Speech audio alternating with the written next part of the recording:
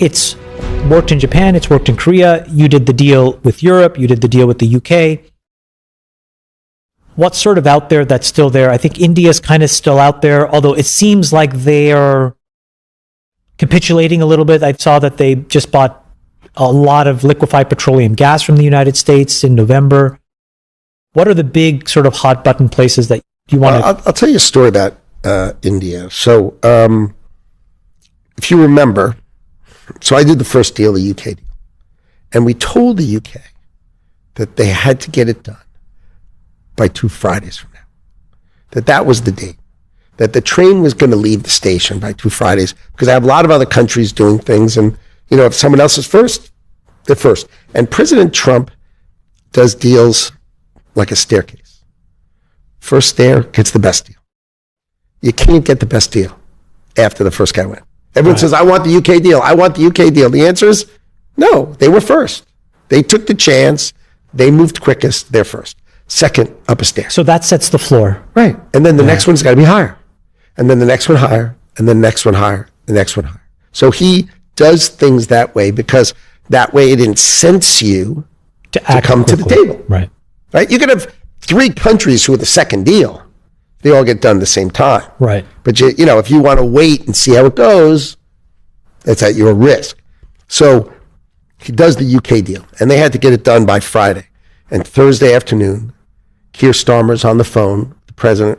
They do their deal Wednesday night, and on Thursday we have a press conference and we announce it. Okay. So everybody asked the president, who do you think is next? And if you look back at the time, he talks about a variety of countries, but he names India a couple of times publicly. It's not like a big secret. And we were talking India, and we told India you had 3 Fridays. You put them on a shot clock. Well, they have to get it done because what happens is I have lots of other countries, and when those other countries do their deal, the staircase goes up. And now the president, during all these deals, he would refer to me as the greatest table setter who ever lived.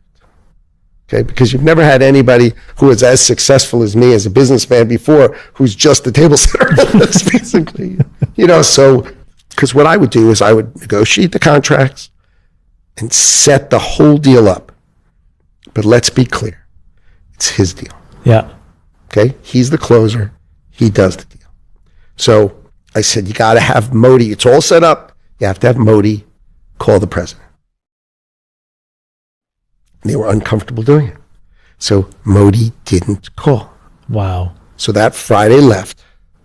The middle of the next week, we did Indonesia, the Philippines, right? Vietnam. We announced a whole bunch of deals. Malaysia in that period. So we did these whole bunch of deals. So that's like that staircase. And and because we negotiated them and assumed India was going to be done before them, I had negotiated them at a higher rate.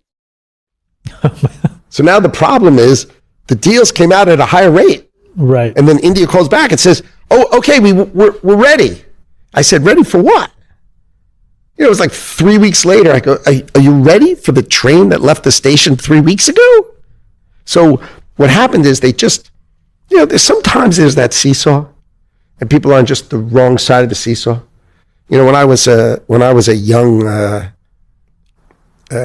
in business, and I was a trader. So one of my first jobs was as a trader. And when I would start on the wrong side of the seesaw, I'd buy and it would go down. And then I'd sell, it would go up, and then I'd buy, it would go down and sell. Like when you're on the right side of the seesaw, you can't lose. Yeah. You buy, it goes up, and then you sell it, it goes down, and you buy, it goes up, and you sell, it goes down, and you feel like you're the king. Yeah. But when you're on the wrong side of the seesaw, what I used to do is I used to put the phone down. I used to go in the bathroom, fill a bucket with water, take a rag, and I would wash the plants in the office because it was much cheaper than me picking up the phone. So, and then people would call and say, can I speak to Howard? And they go, no, he's in a meeting. And meanwhile, they look up and there I am washing the plant. Because whatever I did, I would get back in there and I'd touch it. It would go the wrong way.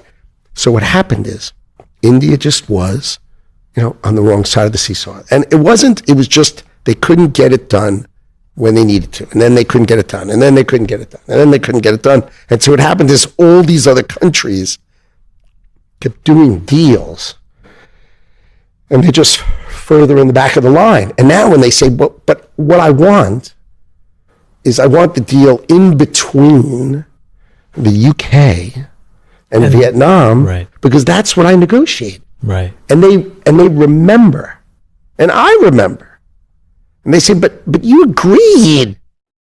And I said, then, not now, then. And so that's the problem. India will work it out. But it's just, there's a lot of countries, and they each have their own deep internal politics. Mm-hmm. And to get something approved by their parliament or their diet or their, these are deeply complex things. And we're dealing with the world, but we've gotten them done. We got Europe done, right? We did Japan, then I did Europe, then we did Korea, and we've done country after country after country. And these are durable, meaning these are deals that take care of the country's autos, pharmaceuticals, semiconductors, things that really matter.